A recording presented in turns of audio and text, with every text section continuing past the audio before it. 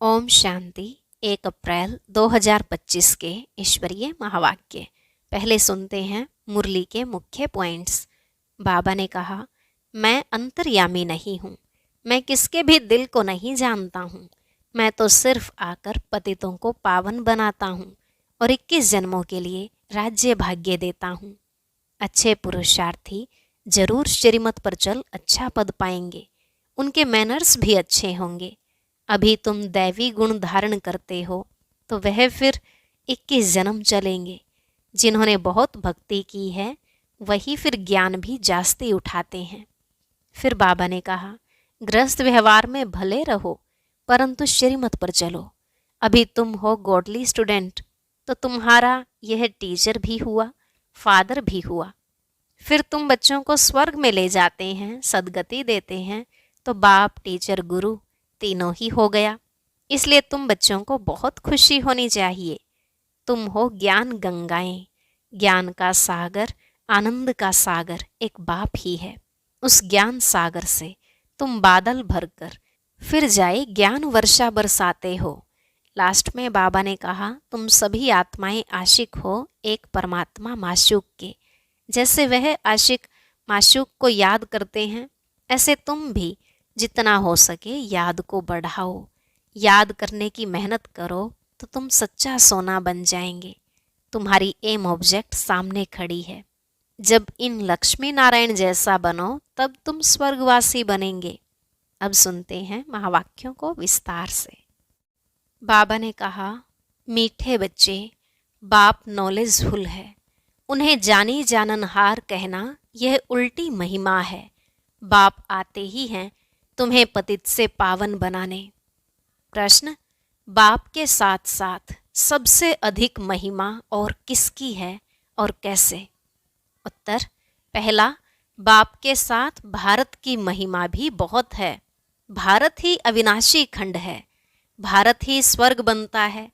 बाप ने भारतवासियों को ही धनवान, सुखी और पवित्र बनाया है। दूसरा, गीता की भी अपरमपार महिमा है, सर्वशास्त्रमयी शिरोमणि गीता है। और तीसरा, तुम चैतन्य ज्ञान गंगाओं की भी बहुत महिमा है। तुम डायरेक्ट ज्ञान सागर से निकली हो। ओम शांति। ओम शांति का अर्थ तो नए व पुराने बच्चों ने समझा है। तुम बच्चे जान गए हो, हम सब आत्माएं परमात्मा की संतान हैं। परमात्मा ऊंच ते ऊंच और बहुत प्यारे ते प्यारा सभी का माशूक है। बच्चों को ज्ञान और भक्ति का राज तो समझाया है। ज्ञान माना दिन, सतयुग त्रेता, भक्ति माना रात, द्वापर कलयुग। भारत की ही बात है। पहले पहले तुम भारतवासी आते हो। 84 का चक्र भी तुम भारतवासियों के लिए है। भारत ही अविनाशी खंड है। भारत खंड ही स्वर्ग बनता है और कोई खंड स्वर्ग नहीं बनता। बच्चों को समझाया गया है, नई दुनिया सतयुग में भारत ही होता है। भारत ही स्वर्ग कहलाता है। भारतवासी ही फिर 84 जन्म लेते हैं, नर्कवासी बनते हैं, वही फिर स्वर्गवासी बनेंगे। इस समय सभी नर्कवासी हैं, फिर भी और सभी खंड विनाश हो, बाकी भारत रहेगा। भारत खंड की महिमा अपरमपार है। भारत में ही बाप आकर तुमको राजयोग सिखलाते हैं। यह गीता का पुरुषोत्तम संगम युग है। भारत ही फिर पुरुषोत्तम बनने का है। अभी वह आदि सनातन देवी देवता धर्म भी नहीं है, राज्य भी नहीं है, तो वह युग भी नहीं है। तुम बच्चे जानते हो, वर्ल्ड ऑलमाइटी अथॉरिटी एक भगवान को ही कहा जाता है। भारतवासी यह बहुत भूल करते हैं जो कहते हैं वह अंतर्यामी है, सभी के अंदर को वह जानते हैं। बाप कहते हैं, मैं कोई के भी अंदर को नहीं जानता हूँ, मेरा तो काम ही है पतितों को पावन बनाना। बहुत कहते हैं, शिव बाबा आप तो अंतर्यामी हो। बाबा कहते हैं, मैं हूँ ही नहीं, मैं किसके भी दिल को नहीं जानता हूँ। मैं तो सिर्फ आकर पतितों को पावन बनाता हूँ। मुझे बुलाते ही पतित दुनिया में है और मैं एक ही बार आता हूँ, जबकि पुरानी दुनिया को नया बनाना है। मनुष्य को यह पता नहीं है कि यह जो दुनिया है वह नई से पुरानी, पुरानी से नई कब होती है? हर चीज़ नई से पुरानी सतो रजो तमो में जरूर आती है। मनुष्य भी ऐसे होते हैं। बालक सतो प्रधान है, फिर युवा होते हैं, फिर वृद्ध होते हैं, अर्थात रजो तमो में आते हैं। बूढ़ा शरीर होता है तो वह छोड़कर फिर बच्चा बनेंगे। बच्चे जानते हैं नई दुनिया में भारत कितना उच्च था। भारत की महिमा अपरंपार है। इतना सुखी, धनवान, पवित्र और कोई खंड है नहीं। फिर सतो प्रधान बनाने बाप आए हैं। सतो प्रधान दुनिया की स्थापना हो रही है। त्रिमूर्ति ब्रह्मा विष्णु शंकर को क्रिएट किसने किया? ऊंचते ऊंच तो शिव है। कहते हैं त्रिमूर्ति ब्रह्मा, अर्थ तो समझते नहीं। वास्तव में कहना चाहिए त्रिमूर्ति शिव, न कि ब्रह्मा।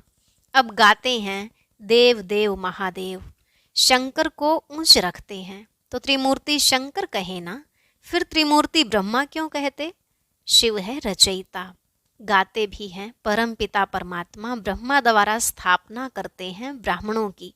भक्ति मार्ग में नॉलेजफुल बाप को जानी जाननहार कह देते हैं। अब वह महिमा अर्थ सहित नहीं है। तुम बच्चे जानते हो बाप द्वारा हमें वर्षा मिलता है।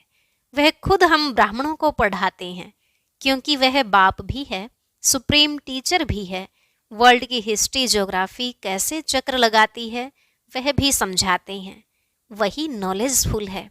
बाकी ऐसे नहीं कि वह जानी जाननहार है। यह भूल है। मैं तो सिर्फ आकर पतितों को पावन बनाता हूँ। 21 जन्म के लिए राज्य भाग्य देता हूँ। भक्ति मार्ग में है अल्पकाल का सुख, जिसको सन्यासी हठयोगी जानते ही नहीं। ब्रह्म को याद करते हैं। अब ब्रह्म तो भगवान नहीं, भगवान तो एक निराकार शिव है, जो सर्व आत्माओं का बाप है। हम आत्माओं के रहने का स्थान ब्रह्मांड स्वीट होम है। वहाँ से हम आत्माएं यहाँ पार्ट बजाने आती हैं। आत्मा कहती है हम एक शरीर छोड़ दूसरा तीसरा लेती हूँ। 84 जन्म भी भारतवासियों के ही हैं। जिन्होंने बहुत भक्ति की है वही फिर ज्ञान भी जास्ती उठाएंगे। बाप कहते हैं गृहस्थ व्यवहार में भल रहो, परंतु श्रीमत पर चलो। तुम सभी आत्माएं आशिक हो एक परमात्मा माशूक की। भक्ति मार्ग से लेकर तुम याद करते आए हो। आत्मा बाप को याद करती है। यह है ही दुख धाम। हम आत्माएं असुल शांति धाम की निवासी हैं। पीछे आए सुख धाम में, फिर हमने 84 जन्म लिए। हम सो हम का अर्थ भी समझाया है। वह तो कह देते आत्मा सो परमात्मा, परमात्मा सो आत्मा। अब बाप ने समझाया है हम सो देवता क्षत्रिय वैश्य सो शूद्र। अभी हम सो ब्राह्मण बने हैं सो देवता बनने के लिए। यह है यथार्थ अर्थ। वह है बिल्कुल रॉन्ग। सतयुग में एक देवी देवता धर्म अद्वैत धर्म था। पीछे और धर्म हुए हैं तो द्वैत हुआ है। द्वापर से आसुरी रावण राज्य शुरू हो जाता है। सतयुग में रावण राज्य ही नहीं तो 5 विकार भी नहीं हो सकते। वह है ही संपूर्ण निर्विकारी। अभी तुम हो गॉडली स्टूडेंट, तो यह टीचर भी हुआ, फादर भी हुआ। फिर तुम बच्चों को सदगति दे स्वर्ग में ले जाते हैं, तो बाप टीचर गुरु तीनों ही हो गया। उनके तुम बच्चे बने हो तो तुमको कितनी खुशी होनी चाहिए। मनुष्य तो कुछ भी नहीं जानते। रावण राज्य है ना। हर वर्ष रावण को जलाते आते हैं, परंतु रावण है कौन यह नहीं जानते। तुम बच्चे जानते हो यह रावण भारत का सबसे बड़ा दुश्मन है। यह नॉलेज तुम बच्चों को ही नॉलेजफुल बाप से मिलती है। वह बाप ही ज्ञान का सागर, आनंद का सागर है। ज्ञान सागर से तुम बादल भरकर फिर जाए वर्षा बरसाते हो। ज्ञान गंगाएं तुम हो, तुम्हारी ही महिमा है। बाप कहते हैं मैं तुमको अभी पावन बनाने आया हूँ। यह एक जन्म पवित्र बनो, मुझे याद करो, तो तुम तमो प्रधान से सतो प्रधान बन जाएंगे। मैं ही पतित पावन हूँ। जितना हो सके याद को बढ़ाओ। मुख से शिव बाबा कहना भी नहीं है, जैसे आशिक माशूक को याद करते हैं, एक बार देखा बस, फिर बुद्धि में उनकी ही याद रहेगी। भक्ति मार्ग में जो जिस देवता को याद करते, पूजा करते, उसका साक्षात्कार हो जाता है। वह है अल्पकाल के लिए। भक्ति करते नीचे उतरते आए हैं, अब तो मौत सामने खड़ा है। हाय हाय के बाद फिर जय जयकार होनी है। भारत में ही रक्त की नदी बहनी है। सिविल वार के आसार भी दिखाई दे रहे हैं। तमोप्रधान बन गए हैं, अब तुम सतोप्रधान बन रहे हो। जो कल्प पहले देवता बने हैं वही आकर बाप से वर्षा लेंगे। कम भक्ति की होगी तो ज्ञान थोड़ा उठाएंगे, फिर प्रजा में भी नंबरवार पद पाएंगे। अच्छे पुरुषार्थी श्रीमत पर चल अच्छा पद पाएंगे। मैनर्स भी अच्छे चाहिए, दैवी गुण भी धारण करने हैं, वह फिर 21 जन्म चलेंगे। अभी हैं सबके आसुरी गुण। आसुरी दुनिया पतित दुनिया है ना। तुम बच्चों को वर्ल्ड की हिस्ट्री ज्योग्राफी भी समझाई गई है। इस समय बाप कहते हैं याद करने की मेहनत करो तो तुम सच्चा सोना बन जाएंगे। सतयुग है गोल्डन एज, सच्चा सोना। फिर त्रेता में चांदी की अलॉय पड़ती है, कला कम होती जाती है। अभी तो कोई कला नहीं है। जब ऐसी हालत हो जाती है तब बाप आते हैं। यह भी ड्रामा में नोंद है।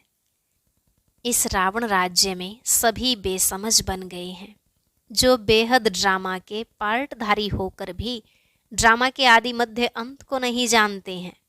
तुम एक्टर्स हो ना, तुम जानते हो हम यहाँ पार्ट बजाने आए हैं, परंतु पार्टधारी होकर जानते नहीं। तो बेहद का बाप कहेंगे ना कि तुम कितने बेसमझ बन गए हो। अब मैं तुम्हें समझदार हीरे जैसा बनाता हूँ, फिर रावण कोड़ी जैसा बना देता है। मैं ही आकर सबको साथ ले जाता हूँ, फिर यह पतित दुनिया भी विनाश होती है। मच्छरों सदृश सबको ले जाता हूँ। तुम्हारी एम ऑब्जेक्ट सामने खड़ी है, ऐसा तुमको बनना है, तब तो तुम स्वर्गवासी बनेंगे। तुम ब्रह्मा कुमार कुमारियाँ यह पुरुषार्थ कर रहे हो। मनुष्यों की बुद्धि तमोप्रधान है तो समझते नहीं। इतने बीके हैं तो जरूर प्रजापिता ब्रह्मा भी होगा। ब्राह्मण है चोटी, ब्राह्मण फिर देवता। चित्रों में ब्राह्मणों को और शिव को गुम कर दिया है। तुम ब्राह्मण अभी भारत को स्वर्ग बना रहे हो। अच्छा, मीठे मीठे सिकिलधे बच्चों प्रति माता पिता बाप दादा का याद प्यार और गुड मॉर्निंग। रूहानी बाप की रूहानी बच्चों को नमस्ते। रूहानी बच्चों की रूहानी बाप दादा को नमस्ते नमस्ते, गुड मॉर्निंग, शुक्रिया बाबा, शुक्रिया। धारणा के लिए मुख्य सार। पहला पॉइंट, ऊंच पद के लिए श्रीमत पर चल अच्छे मैनर्स धारण करने हैं। दूसरा, सच्चा आशिक बन एक माशूक को ही याद करना है। जितना हो सके याद का अभ्यास बढ़ाते जाना है। आज का वरदान, निमित्तपन की स्मृति से माया का गेट बंद करने वाले डबल लाइट भव। निमित्तपन की स्मृति से माया का गेट बंद करने वाले डबल लाइट भव। बाबा ने कहा, जो सदा स्वयं को निमित्त समझकर चलते हैं उन्हें डबल लाइट स्थिति का अनुभव स्वतः होता है। करण करावन हार करा रहे हैं, मैं निमित्त हूँ, इसी स्मृति से सफलता होती है। मैंपन आया अर्थात माया का गेट खुला। निमित्त समझा अर्थात माया का गेट बंद हुआ। तो निमित्त समझने से माया जीत भी बन जाते और डबल लाइट भी बन जाते, साथ साथ सफलता भी अवश्य मिलती है। यही स्मृति नंबर 1 लेने का आधार बन जाती है। स्लोगन, त्रिकालदर्शी बनकर हर कर्म करो तो सफलता सहज मिलती रहेगी। त्रिकालदर्शी बनकर हर कर्म करो तो सफलता सहज मिलती रहेगी। अब हैं मातेश्वरी जी के महावाक्य। पहली बात है, मनुष्य आत्मा अपनी पूरी कमाई अनुसार भविष्य प्रारब्ध भोगता है। मम्मा ने कहा, देखो बहुत मनुष्य ऐसे समझते हैं हमारे पूर्व जन्मों की अच्छी कमाई से अभी यह ज्ञान प्राप्त हुआ है, परंतु ऐसी बात है ही नहीं। पूर्व जन्म का अच्छा फल है, यह तो हम जानते हैं। कल्प का चक्र फिरता रहता है, सतो रजो तमो बदली होता रहता है, परंतु ड्रामानुसार पुरुषार्थ से प्रालब्ध बनने की मार्जिन रखी है। तब तो वहाँ सतयुग में कोई राजा रानी, कोई दासी, कोई प्रजा पद पाते हैं, तो यही पुरुषार्थ की सिद्धि है। वहाँ द्वैत ईर्ष्या होती नहीं, वहाँ प्रजा भी सुखी है। राजा रानी प्रजा की ऐसी संभाल करते हैं जैसे माँ बाप अपने बच्चों की संभाल करते हैं। वहाँ गरीब साहूकार सब संतुष्ट हैं। इस एक जन्म के पुरुषार्थ से 21 पीढ़ी के लिए सुख भोगेंगे। यह है अविनाशी कमाई, जो इस अविनाशी कमाई में अविनाशी ज्ञान से अविनाशी पद मिलता है। अभी हम सतयुगी दुनिया में जा रहे हैं। यह प्रैक्टिकल खेल चल रहा है। यहाँ कोई छू मंत्र की बात नहीं है। दूसरी बात, गुरु मत, शास्त्रों की मत, कोई परमात्मा की मत नहीं है। मम्मा ने कहा, परमात्मा कहते हैं बच्चे, यह गुरु मत, शास्त्र मत, कोई मेरी मत नहीं है। यह तो सिर्फ मेरे नाम की मत देते हैं, परंतु मेरी मत तो मैं जानता हूँ। मेरे मिलन का पता मैं आकर देता हूँ, उसके पहले मेरी एड्रेस कोई नहीं जानता। गीता में भल भगवानुवाच है, परंतु गीता भी मनुष्य ने बनाई है। भगवान तो स्वयं ज्ञान का सागर है। भगवान ने जो महावाक्य सुनाए हैं, उनका यादगार फिर गीता बनी है।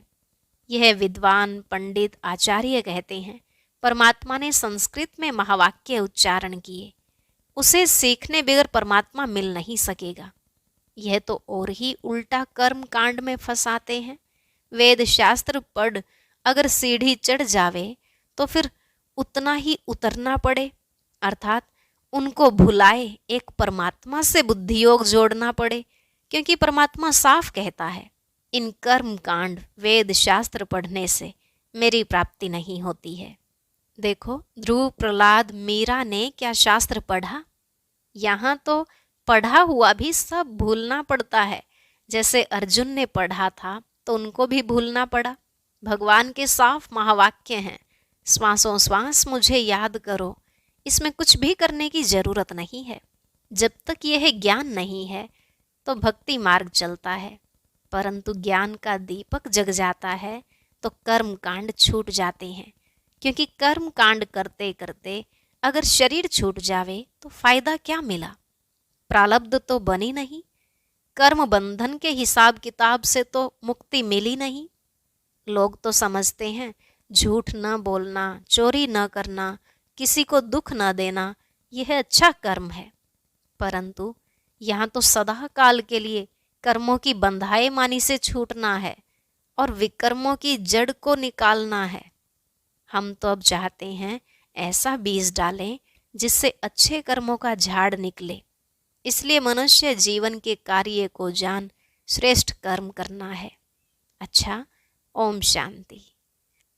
अव्यक्त इशारे कंबाइंड रूप की स्मृति से सदा विजयी बनो। शिव शक्ति का अर्थ ही है कंबाइंड। बाप और आप दोनों को मिलाकर कहते हैं शिव शक्ति। तो जो कंबाइंड है उसे कोई अलग नहीं कर सकता। यही याद रखो कि हम कंबाइंड रहने के अधिकारी बन गए। पहले ढूंढने वाले थे और अभी साथ रहने वाले हैं। यह नशा सदा रहे। ओम शांति। अब सुनते हैं आज की अव्यक्त मुरली। इसके लिए ऊपर दिए गए बॉक्स पर क्लिक करें।